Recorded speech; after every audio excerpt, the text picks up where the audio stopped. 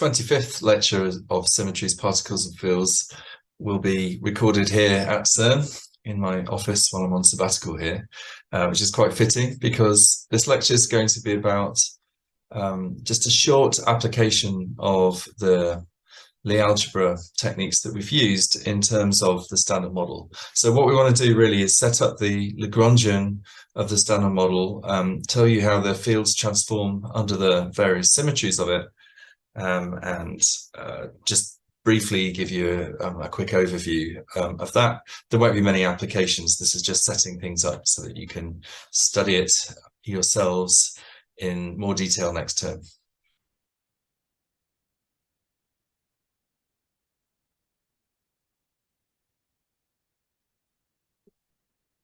Okay, so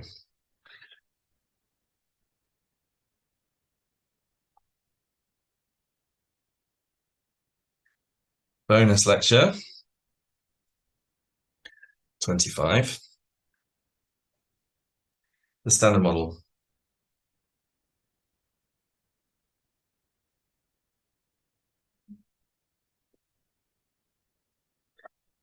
Well, the symmetry of the standard model is set up on a direct product gauge group, as you probably know. And so the Lie algebra of this gauge group then is a direct sum. So I'm going to shorten standard model to SM.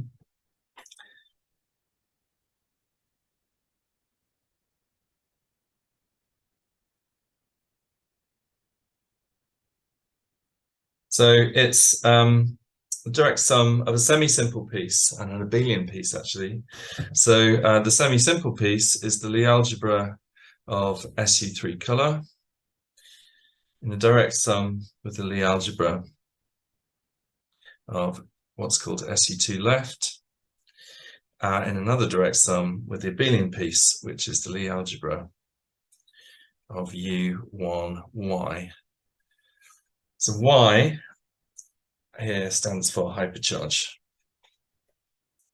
Well, I'll explain. I mean, we've already met the color subscript stuff, but I'll explain to you about the left and the Y subscript later.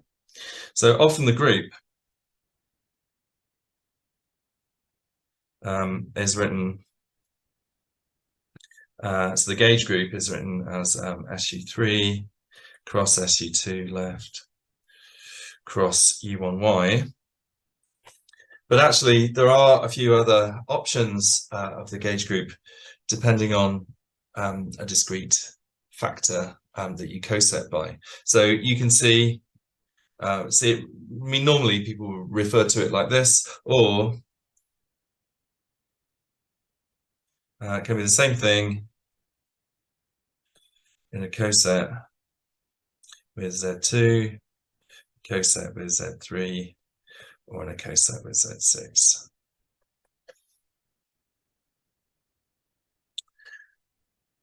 Right. Okay, these cosets have no effect on local physics, no obvious immediate effect on local physics anyway. So we need a result now to do with the representations of a direct product group, because that's what we have. So for some generic direct product group, let's call this G cross H. We need a result on the representations.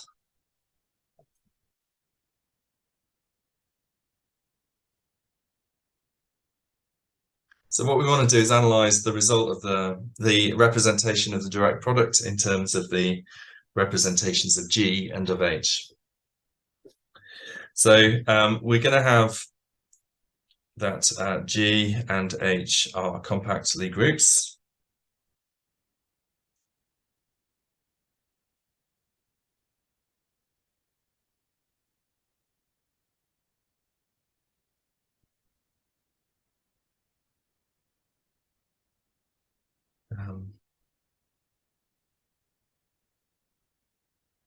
So let's say that V is a finite dimensional representation. Let's say complex representation in general of G cross H. Then V, the result that we're going to use is that V must be isomorphic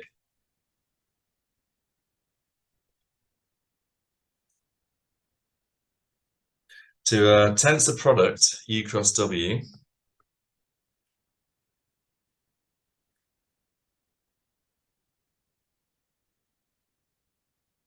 for some irreducible representation U of G and some irreducible representation W of H. And to avoid confusion, it's best to use different indices for U and for W.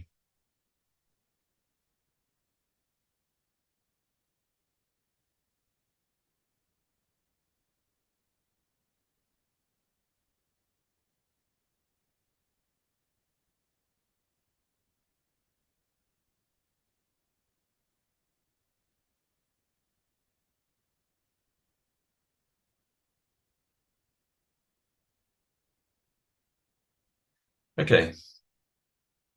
Now, what I want to do is to introduce you to the fields of the standard model, which have representations under these, the gauge groups and the Lie algebras.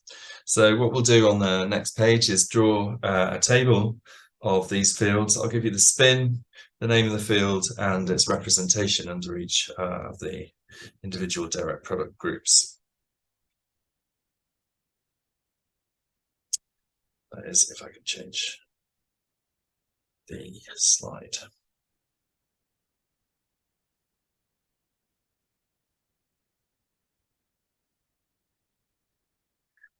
Okay, so field content.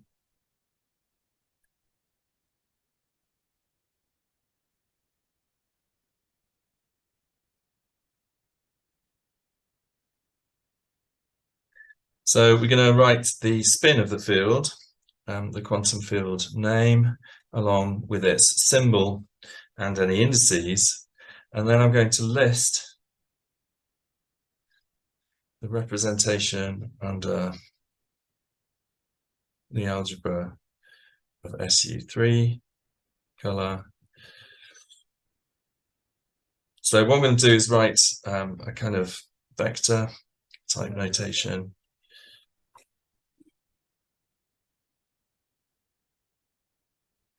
The algebra of SU2 and the algebra of U1Y. So yeah.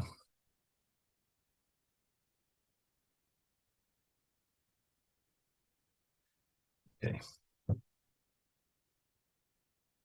Second. Yes. Having a few technical difficulties here. Okay, so we want to write a kind of vector with those elements. All right. So the first, we're going to deal with spin one fields first. And the first one we'll deal with is the gluon, which we've met. So I'm going to write these gluons. They have a space-time index, a vector index mu, and we'll write the adjoint color indices A and B and C. And they are an 8 of SU3, as we've seen before. But there are singlets of both SU2 left and U1Y. So we write a singlet of U1Y by its Y charge. So Y here is going to be called the hypercharge.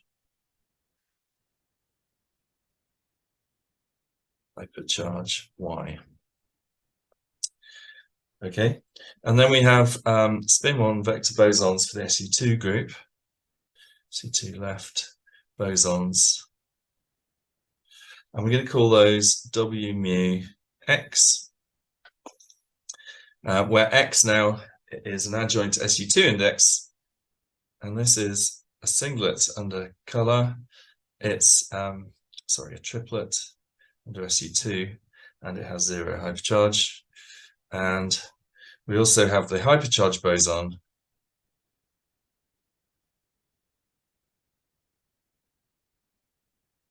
which just has B mu, which doesn't have any other indices. Hypercharge boson B mu, and that's the singlet of everything.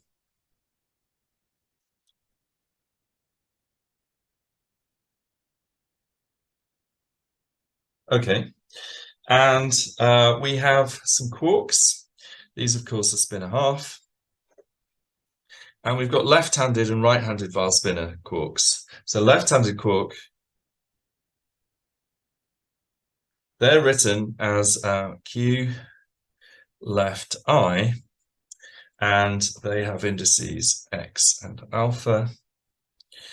Now, these are, okay, I'm going to expand that a bit, but these are triplets under SU3, doublets under SU2, and they have hypercharge of +1/6. Okay, now I can write these, because it's a doublet of SU2, often we decompose things under SU2, and so I can write this doublet as U left I X and D left I Y. Okay, now there's lots of indices going on here. So what I've done is I've written, so let me write the indices on the right.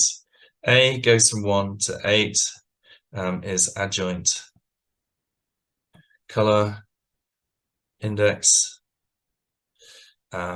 X, 1, 2, or 3 is adjoint SU2 index. Mu, of course, is the space-time index. I is 1, 2, or 3, labels family of a fermion. So the fact is that we have 3 successively heavier families of quarks, where this I goes from 1, 2, or 3, and they have various, well, the masses are different, but their couplings to, for example, a gluon field are the same. Okay. So those are the left-handed quarks. For the right-handed, sorry, I've written alpha 1 or 2. This is a fundamental rep SU2 index, and what else have I got? So I've got this X, little x is also 1, 2, or 3. This is a fundamental rep SU3 color index. So yeah, notice that the SU2 adjoint X is capital, and these color indices are lowercase. Then we have left-handed leptons, again, left-handed Weyl fermions, and these are also doublets of SU2. So they get this alpha index.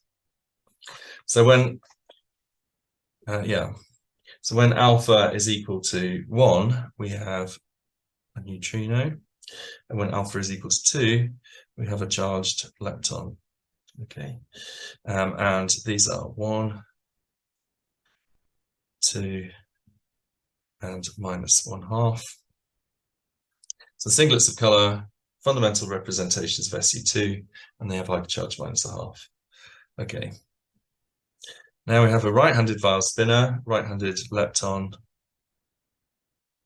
E right I. So that, again, there are 3 families of these. These are singlets of color, they're singlets of SU2, and they have hypercharge -1. We have a right-handed up quark, which is written U right I X. This is a triplet of color, singlet of SU2 left and That's hypercharged plus 2/3. And there's a right-handed down quark. Well, there are 3 families of them, and they come in 3 colors as well.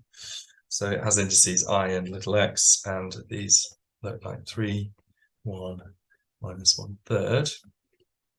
And finally, this famous spin zero field, the Higgs doublet,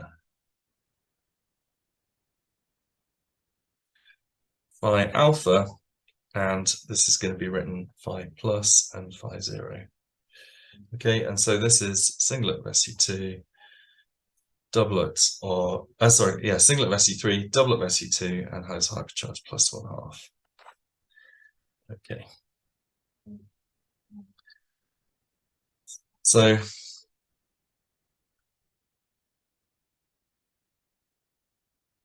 all fermions are 2-component Weyl spinners.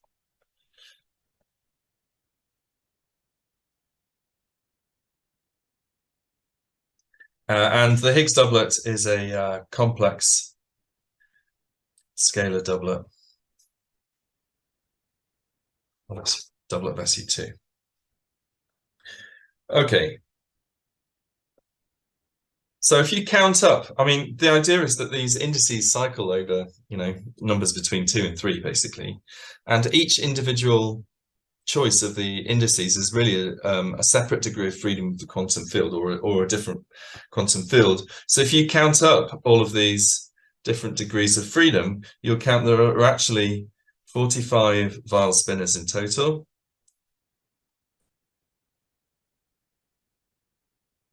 It's an exercise that you can do yourselves.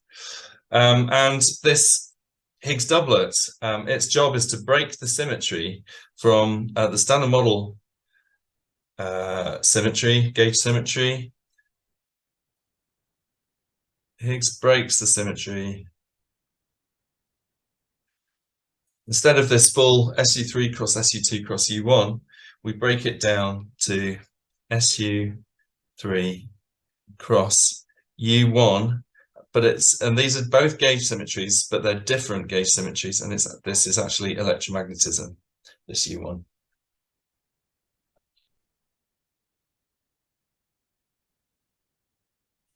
Okay, so we have quite a lot of fields in the model, and yeah, these are, of course, come with their antiparticle copies, except for the gauge bosons, which are their own antiparticles.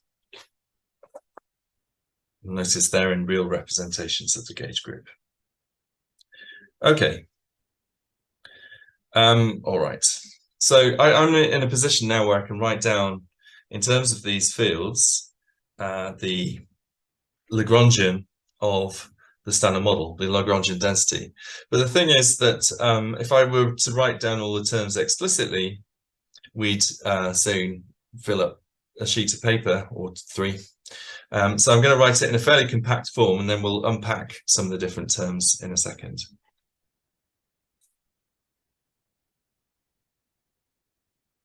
So this is standard model Lagrangian. So first of all, we have the kinetic terms with all the gauge fields. And we have field strength tensors for them all. So there's one of the B, the hypercharged gauge boson B, for instance. There is a set of fields, 3 actually, for the SU2 left group, and they're written in terms of the W's. So we have field strength tensors for the W's.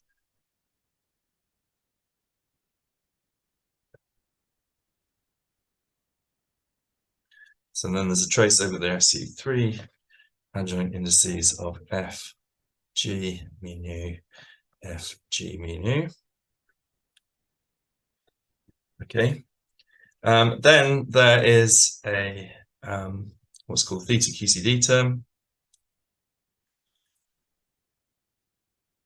Mu nu epsilon mu nu rho sigma. This is a curious term. And then we trace over the SU3 color adjoint indices of F G mu nu F G rho sigma. And then I'm going to write the other terms in short, and we'll expand them later. So we have a sum over all of the Weyl fermion species psi of psi bar d slash psi. So that's the covariant derivative in the d, which we'll expand later. And there's the Higgs sector as well. So we have some kinetic terms for the Higgs, d mu phi dagger d mu phi. And there's also a potential term which we'll expand later. Okay. Now, various things to explain here. So these FA, these field strengths, where A is one of B, W, or G, these correspond to the field strength tensors of the hypercharged gauge boson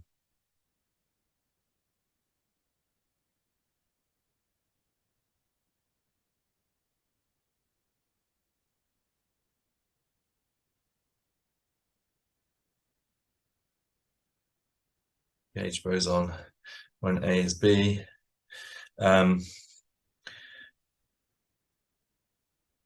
The gluon when A is G, and the SU2 left gauge boson for A equal to W. Okay, so they're the kinetic terms of the gauge bosons, and of course the non-abelian group. So for the W and the G, there'll be self interactions as well. So we discussed those in chapter 8. So this sum over psi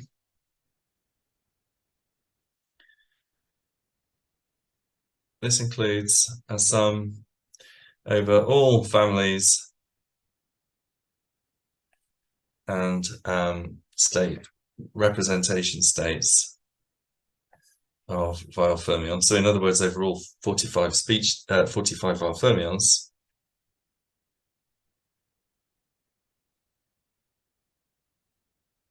So in particular, you have to sum over all the color states of the Weyl fermions and the SU2 left states. And you'll notice that I have this covariant derivative here, d mu psi, and this has to be written for our direct product type group, or our sum of Lie algebras, direct sum. And so this is plus G3 G mu A d psi T A. So there's various things here that I'll need to explain. Plus G2 W. Let's write it first, and then I'll tell you what these symbols all mean in a second. TX SU2 left.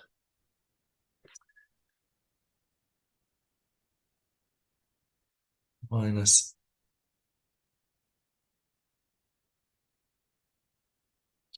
G1. It's the hypercharge of psi. Okay. So it's all of that acting on psi. Right. Now, G1 is the gauge coupling of the U1 group, and by the same token, G2 is the gauge coupling of SU2 left, and G3 is gauge coupling of SU3 color.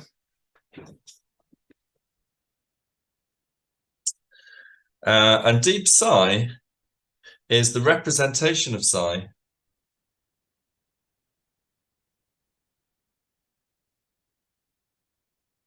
under the group that's in the argument. And remember, D is 0 for a singlet representation.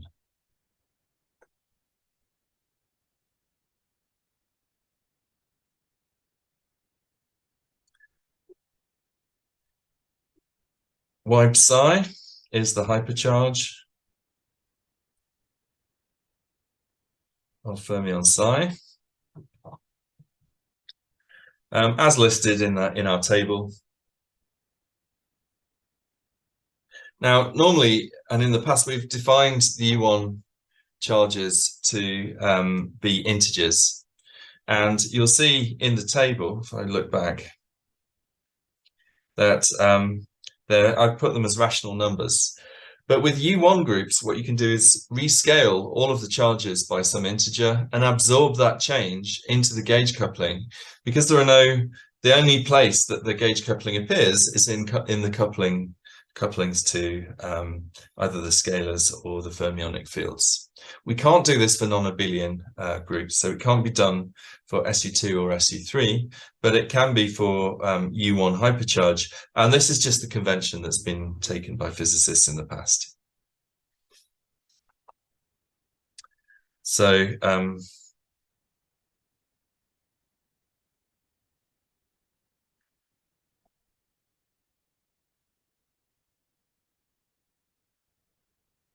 so we can rescale this G1. Okay.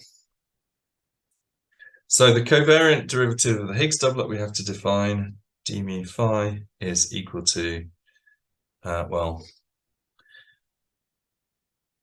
it's delta alpha beta d mu.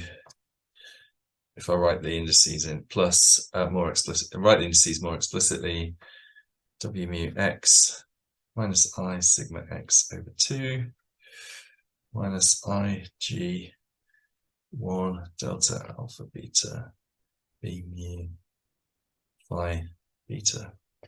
Okay, so I put the indices in explicitly there. Okay. And notice there's no QCD term, there's no G3 times gluons for the Higgs, and that's because if we look back, the Higgs boson is a singlet of color, so it's one of these cases where the singlet representation gets no term in the covariant derivative. So the potential can be split into two parts. So we're going to define it as a Yukawa part, which I'll call Yuk, the Yuk, and another part just involving the Higgs only. So this V Higgs is called the Higgs potential.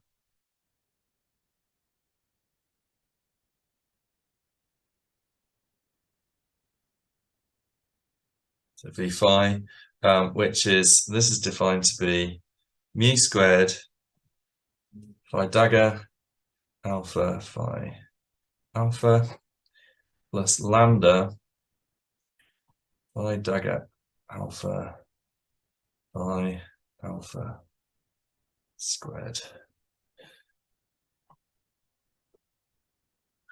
Okay, and then in fact, this mass squared parameter we set to be negative. And notice that the mass dimensions of this parameter are 1. And the dimensionless coupling, so lambda is dimensionless, and usually we take lambda to be bigger than 0. And so we usually take it to be real and bigger than 0. And the Yukawa potential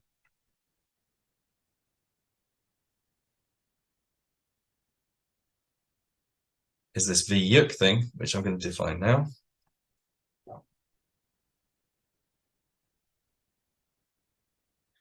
Okay, this is a bit more complicated.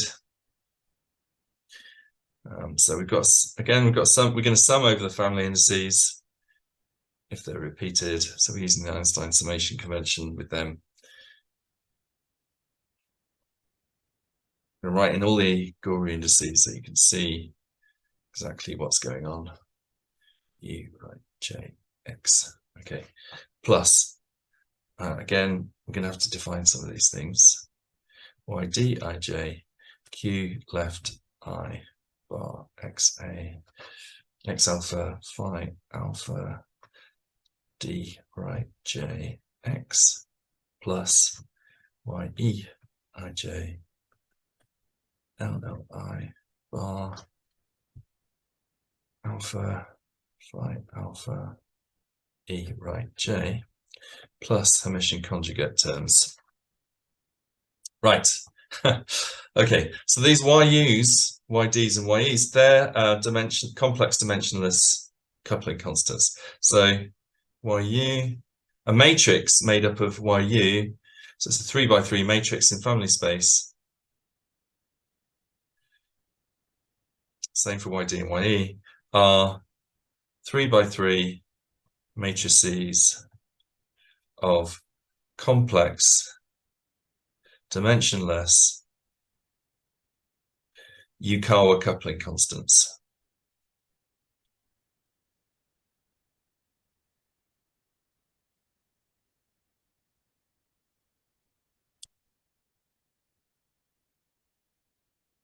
Okay, now that defines all of the terms in our model, but a few comments are in order.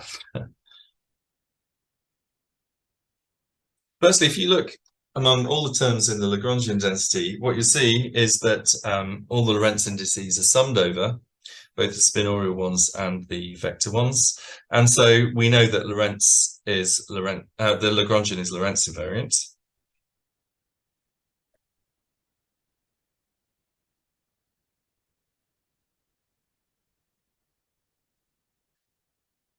If you look at the arguments of chapter 8, this tells you that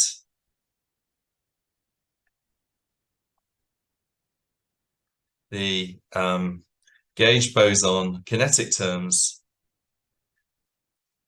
are gauge invariant.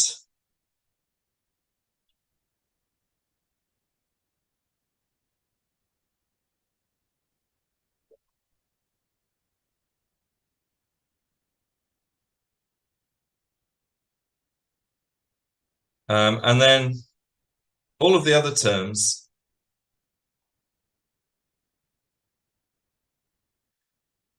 in the whole Lagrangian density, the color representation indices, the SU2 and the SU2 left indices, they're all summed over. There are no unsummed indices left of those, meaning that we have SU3 across SU2 invariance. And furthermore,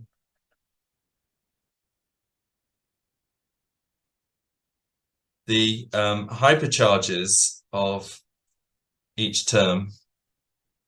So you sum up the hypercharges of the fields, and you should do this to check that I've got it right.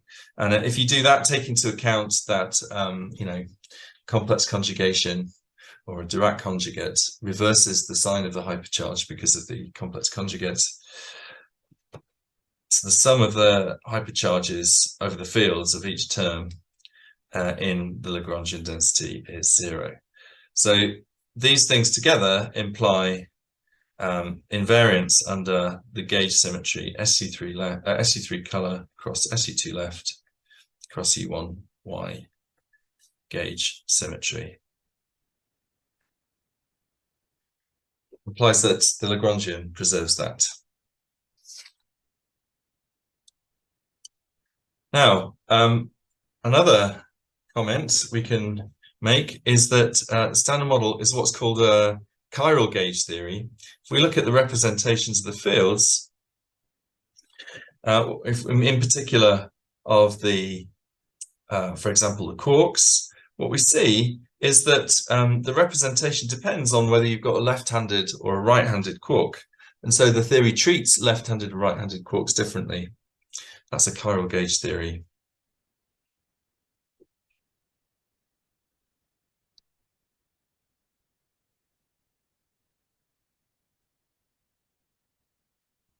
Technical problems.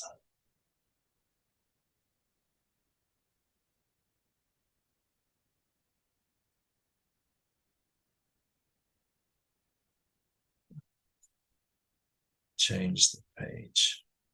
There. Good.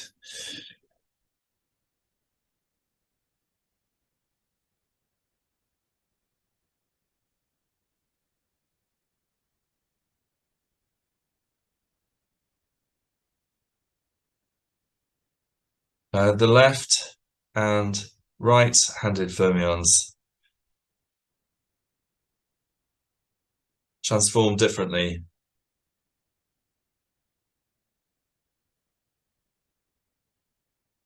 under the gauge group, the gauge symmetry.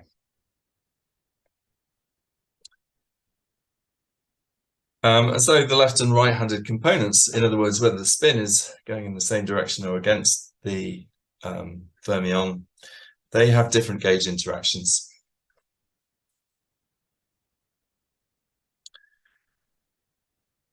If you look through the Lagrangian, you'll see that there's no mass terms either for the fermions or for the gauge bosons.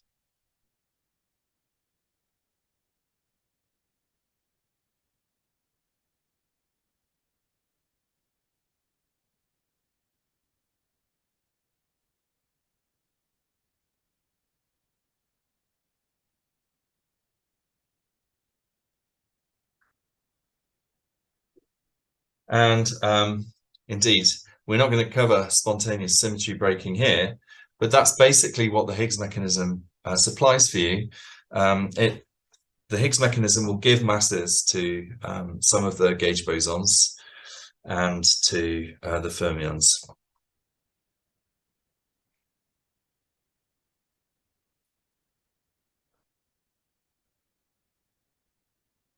And to trigger the Higgs mechanism, in fact, we needed this mu squared less than 0 condition, this odd sign for the mass squared of the Higgs field. That's what the strange sign, that's what triggers it.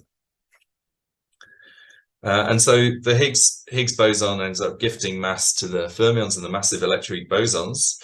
And then finally, we have this curious term, which we kind of hadn't mentioned until now, which is this term here. This term is particularly subject to research, is a subject of current research. It's proportional to this theta QCD. Theta QCD is a dimensionless coupling constant.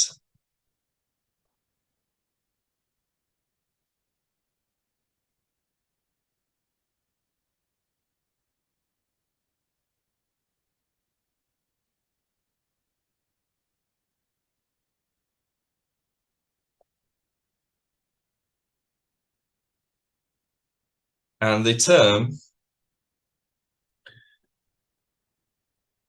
violates CP, in other words, simultaneous charge and parity inversion.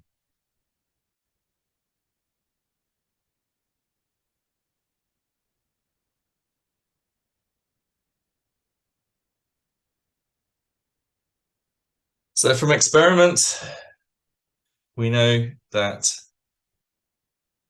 in fact, this dimensionless coupling, which could be of order 1 in some, knowing nothing else about the theory, you might expect that theta QCD is of order 1. But actually, empirically, we know it's less than 10 to the minus 9. We don't know, it might be 0, we don't know. But we know that it's less than 10 to the minus 9. And in fact, that's a subject of current research for why that should be so much smaller than 1. Now, in fact, we could add some terms like this one, but the analog of this term for SU2 left and for U1Y, but it turns out that these have no physical effect for complicated reasons. But anyway, if you want to study the Standard Model more and learn more about the Higgs mechanism and how all this works in detail, I encourage you to come to part 3 of the Mathematical Tripos here at the University of Cambridge and go to the Lent term course of the Standard Model, where you get 24 lectures going through the whole thing in detail. Okay, it's been a great pleasure giving these lectures, and particularly this final lecture, and I hope you've enjoyed it. Thank you.